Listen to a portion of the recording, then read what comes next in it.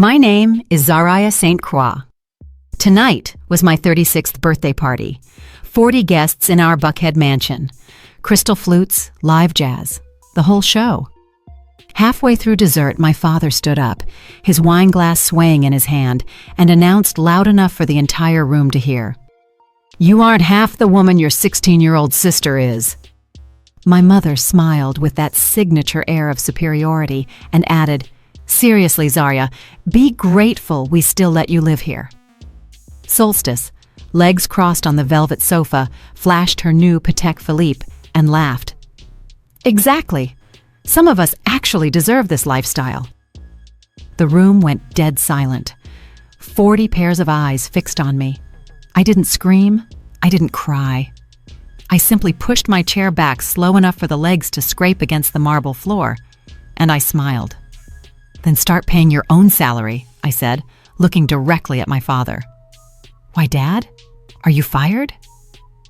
"Effective tonight." His glass stopped halfway to his lips. My mother's mouth literally dropped open. Solstice blinked like someone had just slapped her. You could have heard a champagne cork drop. If your family has ever treated you like you were disposable the moment a younger, shinier version came along, leave a comment below and tell me where you're watching this from. Have you ever smiled while planning the perfect revenge? Let me know, because the rest of this story is going to hit hard. I was 18 when Dad sat me down in his study and slid an envelope across the mahogany desk. Inside was the full scholarship letter from Emory University I had fought for over 2 years to get. He didn't even look up from his laptop. "We're keeping this money," he said. "Your mother and I might have a son someday. He'll need it more." I remember staring at the paper until the words turned blurry. I didn't argue. I just nodded. I walked out and applied for every student loan I could find. 4 years later, I graduated top of my class in real estate finance. I came back home with a business plan and asked my parents to be co-signers so St. Croix Realty Group could incorporate under my name. Mom laughed first. Dad didn't bother hiding his smirk. "Sweetheart," he said, "this is a legacy business. Daughters don't run legacies.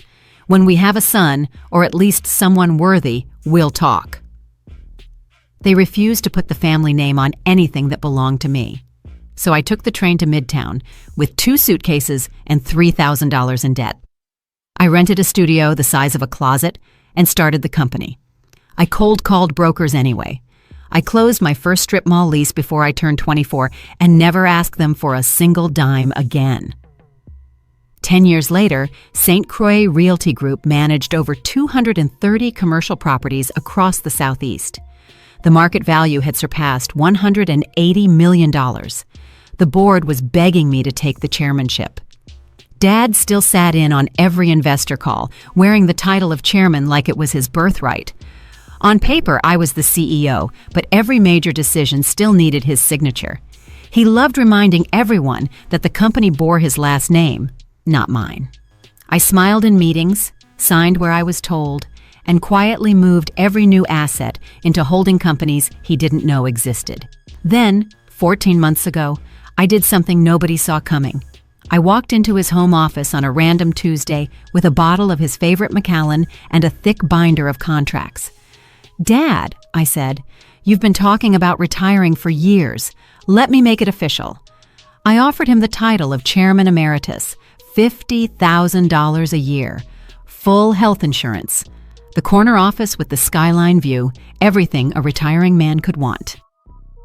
Mom clapped like I had finally come to my senses.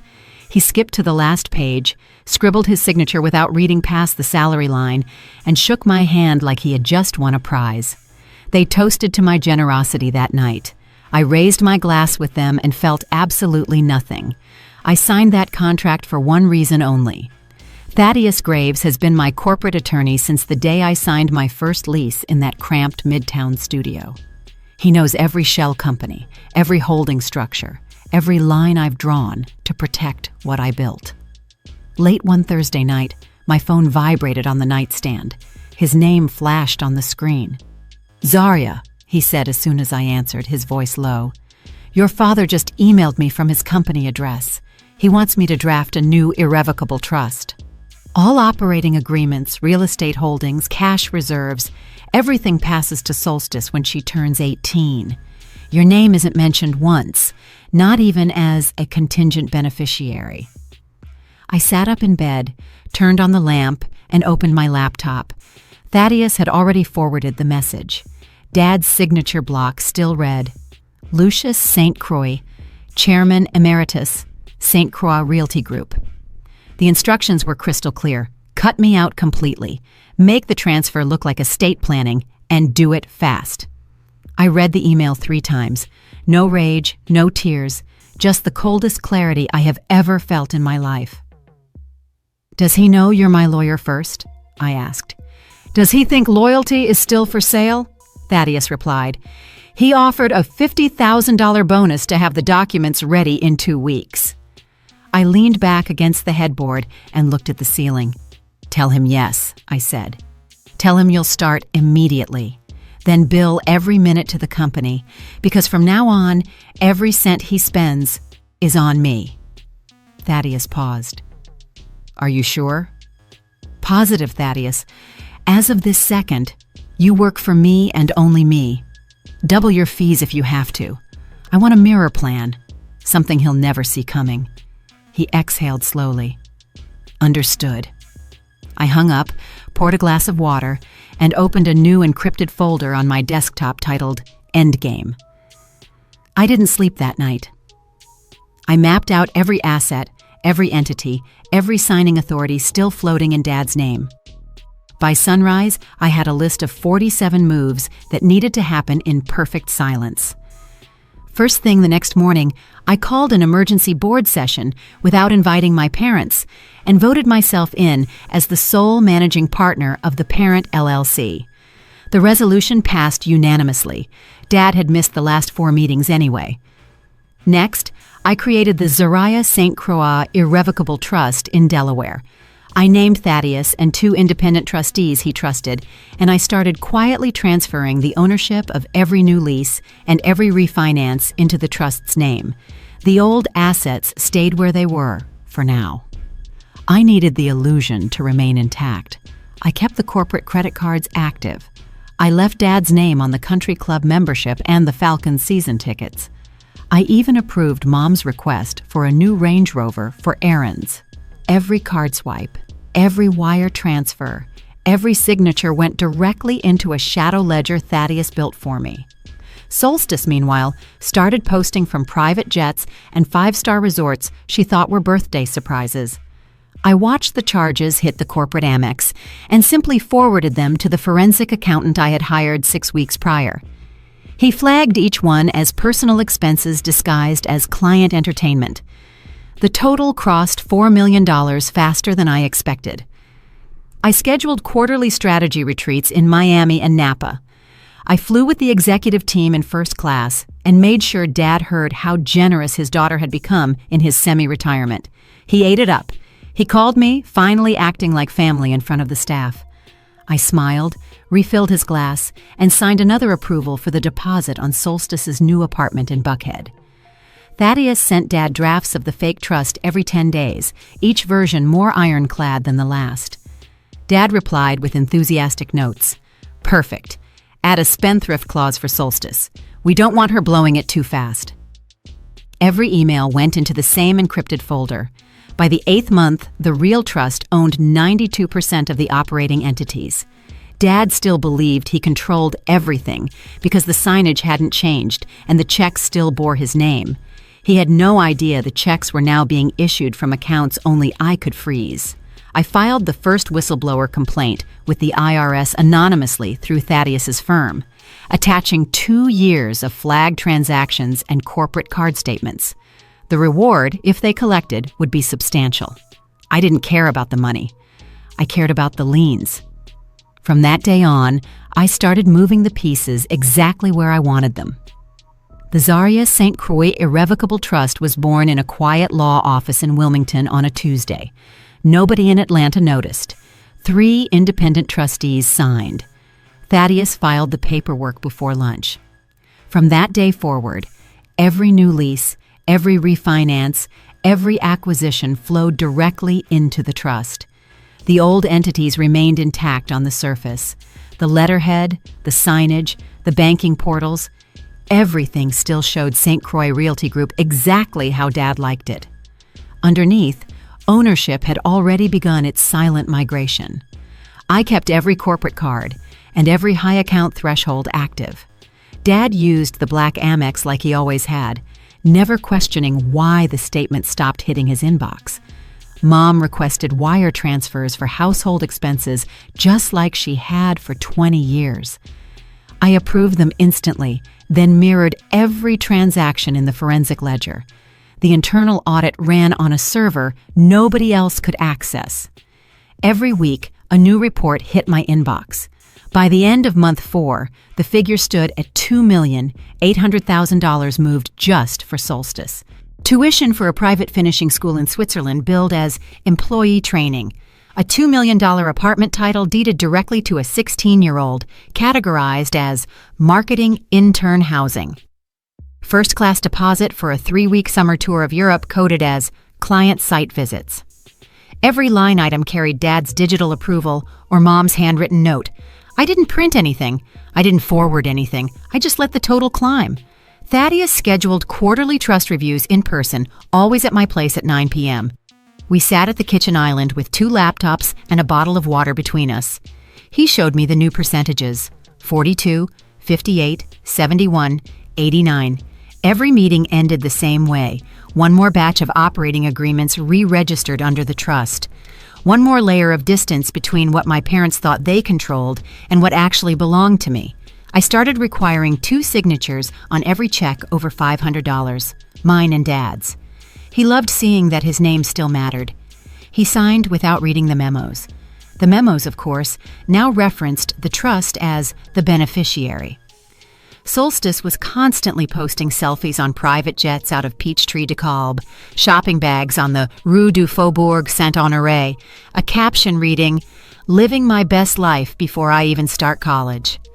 I saved every story, every tag, every geotag. The accountant matched the timestamps to corporate charges within minutes. Dad hosted a family legacy dinner and bragged to the cousins about the European trust he was finalizing. I smiled from across the table, complimented the wine, and later that night moved another 11 properties into the trust while they slept. By month 6, the forensic total exceeded $4.2 million. Thaddeus walked into my office with a single USB drive. "Enough for felony embezzlement," he said. I took the drive, plugged it into the isolated laptop, and filed the Form 211 whistleblower package to the IRS before midnight. No name, no return address, just 47 pages of bank records, card statements, and board minutes showing who authorized what. The IRS acknowledgement arrived in 9 days. Case number assigned. Investigation opened. I closed the email and booked the venue for the birthday. I reserved the same ballroom Dad used for his 60th, the same catering service, the same string quartet. I sent the invitations myself with handwritten notes on thick cream stock. "Please help me celebrate 36 years and the next chapter of St. Croix Realty Group." Dad called to say he was touched. Mom asked if she could wear the new Rolex I had bought Solstice as a table gift. I told them, of course. Thaddeus installed a ceiling-mounted projector disguised as a chandelier. 3 days before the party, Ms. Rosario, our housekeeper of 23 years, received her own invitation and a discreet request to sit near the front. She looked me in the eye and nodded once. She already knew. Every seat was assigned, every slide was timed, every document was triple-checked, and I chose my 36th birthday to end it all. The ballroom looked perfect. Golden lighting, white orchids everywhere, the string quartet playing soft jazz covers. 40 guests in black tie chatted around high tables, laughing about old deals and new babies. Dad had already downed 3 bourbons and was on his 4th.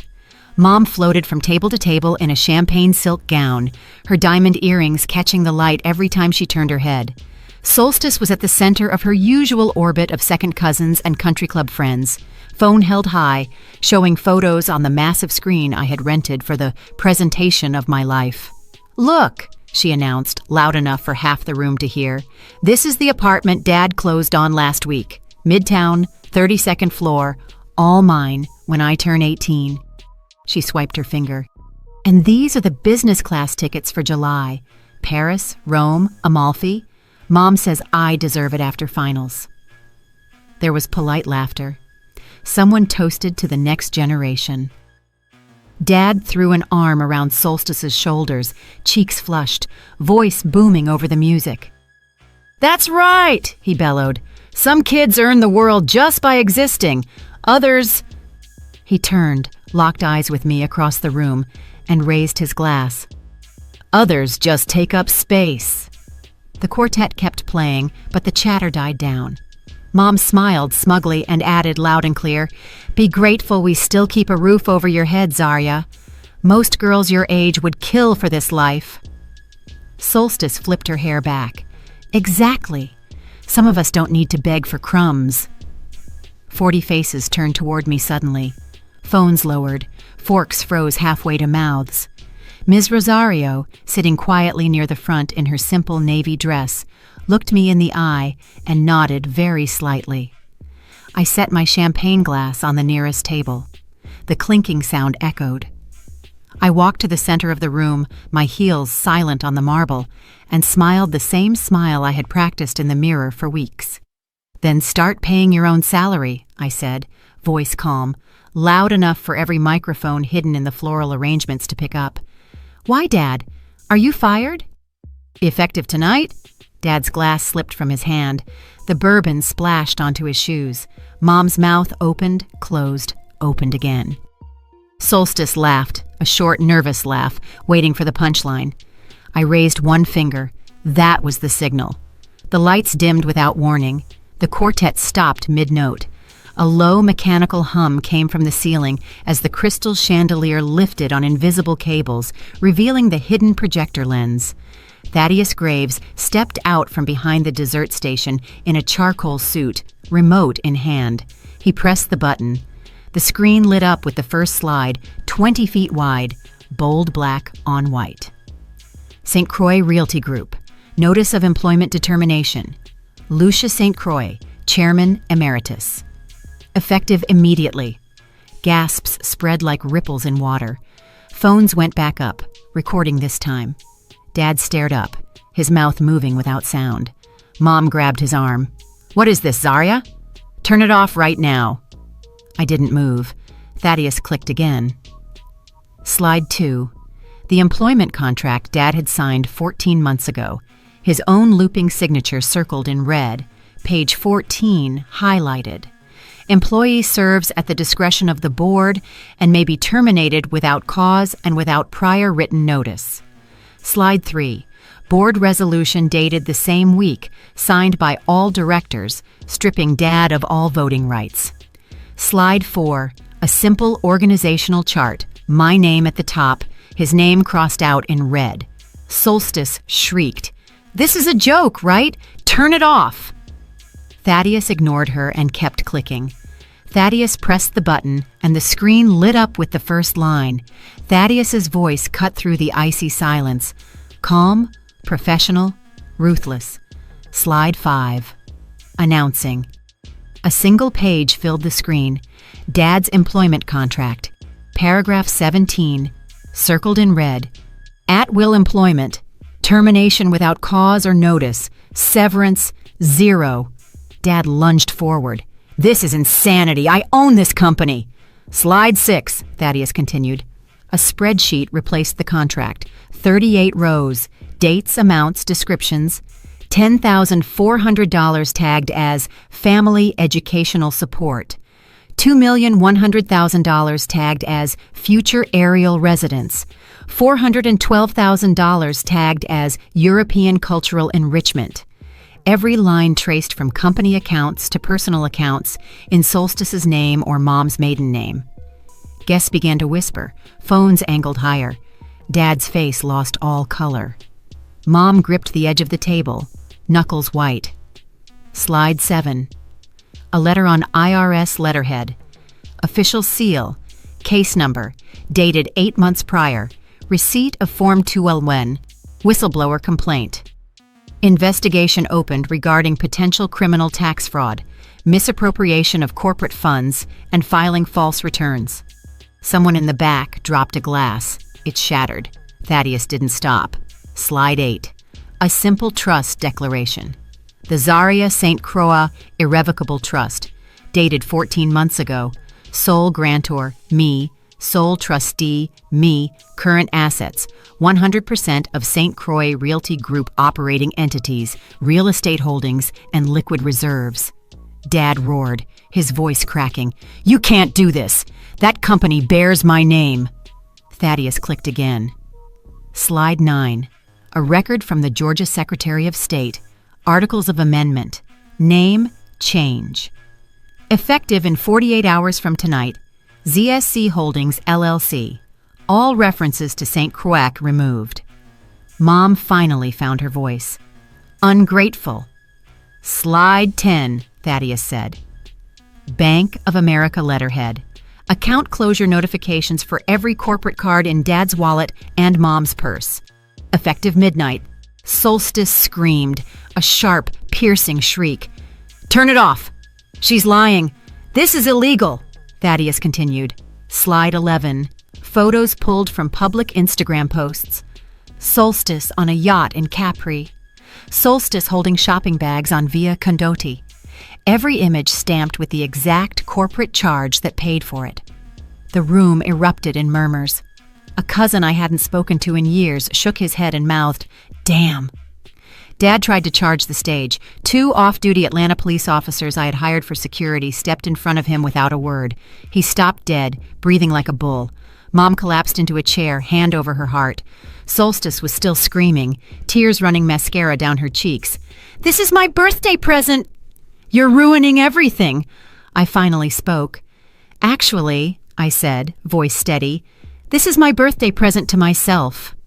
Thaddeus clicked to the final slide, a single line in a massive font. Any questions may be directed to Thaddeus Graves, attorney for ZSC Holdings. All future communication with former employees will be conducted through him. The screen went black. The lights came up. 40 phones were still recording. Ms. Rosario stood up slowly, looked straight at Dad, and said in her quiet accent, "I watched her build every brick of this company while you watched golf. God sees everything, Mr. Lucius." Dad's mouth opened, closed, no sound came out. Mom tried to stand, stumbled, and sat back down hard. Solstice ran toward me with clenched fists. One of the officers gently restrained her by the arm. She dissolved into hysterical sobs against his chest. I walked to the microphone the quartet had been using. "Thank you all for coming," I said. "Dessert is still being served. Please enjoy the rest of the evening."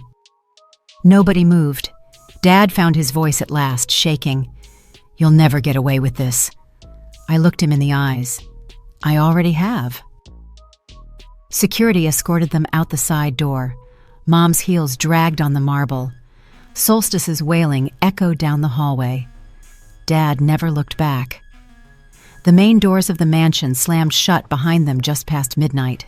The first lien arrived 3 weeks after the party. The IRS froze every account that still bore the old St. Croix name. Dad's country club membership was declined. Mom's spa charges were denied. The black Amex cards they both carried turned into useless pieces of plastic overnight. By the second month, the formal notice arrived. $11.4 million in back taxes, penalties, and interest. The Buckhead mansion went to auction. Bidding started at $8 million and barely reached $9 million. A hedge fund guy from Miami bought it sight unseen. The moving trucks arrived on a rainy Thursday. Dad stood on the front steps in the same robe he had worn for 20 years, watching strangers pack up his golf trophies. They rented a 2-bedroom apartment in Sandy Springs. Nothing fancy, base carpet, no concierge. Mom cried the first night because the dishwasher was loud.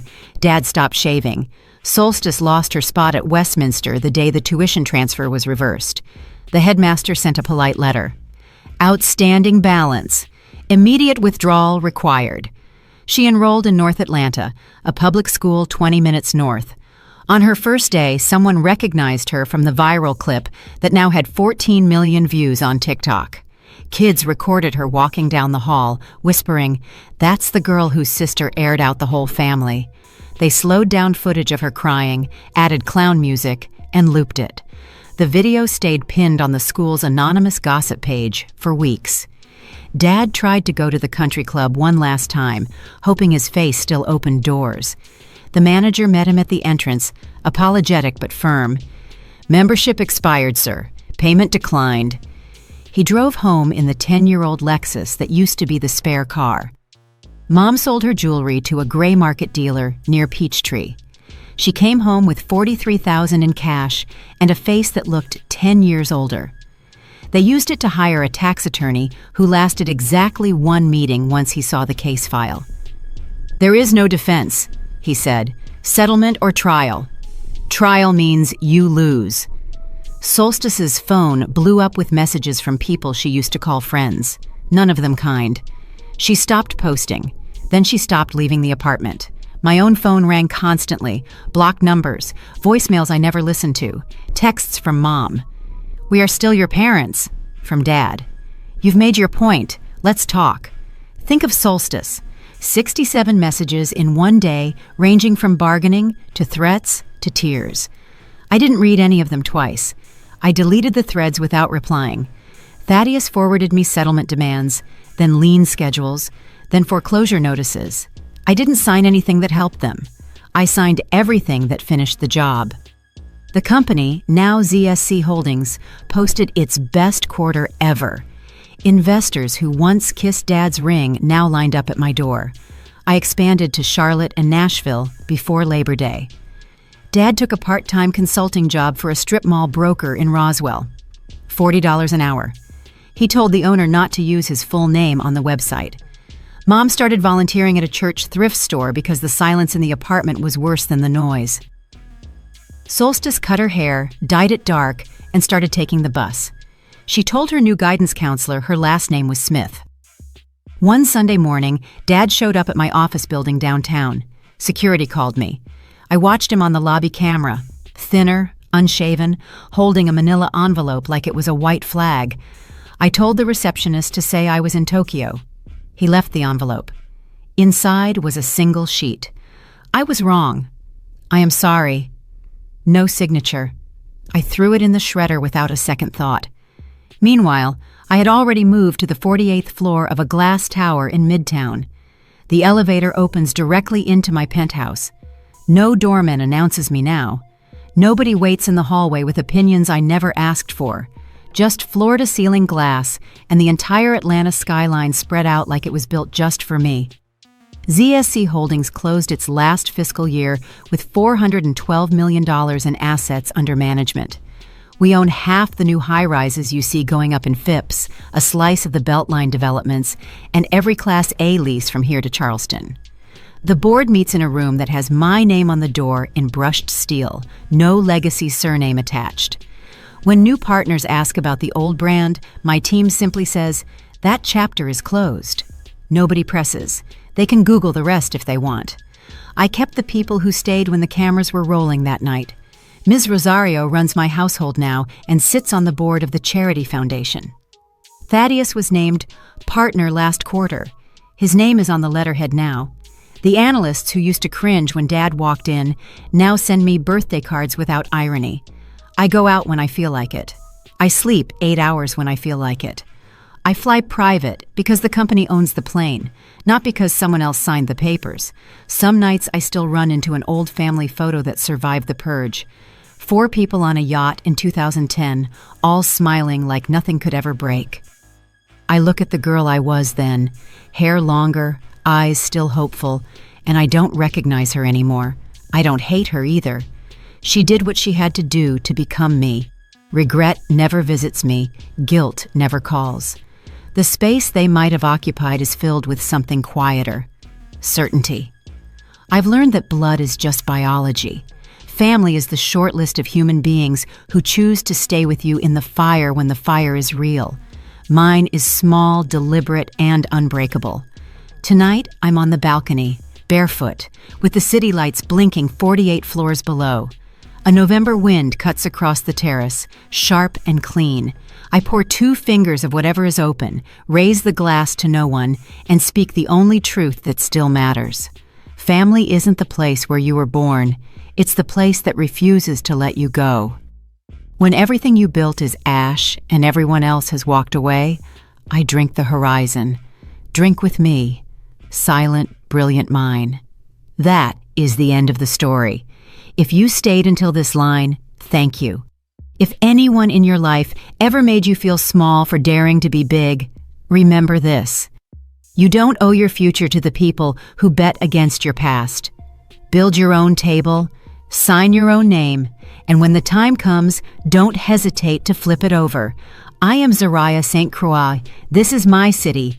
Did you like the story, and which city are you listening from? Let's meet in the comments. If you like the story, you can support me by sending a super thanks so I can keep bringing more stories like this. Thank you so much for your sweet support. I'm looking forward to your comments on the story. On the screen, you can see 2 new life stories that I highly recommend. There's so much more on my channel. Don't forget to subscribe. See you in the next life story. With love and respect.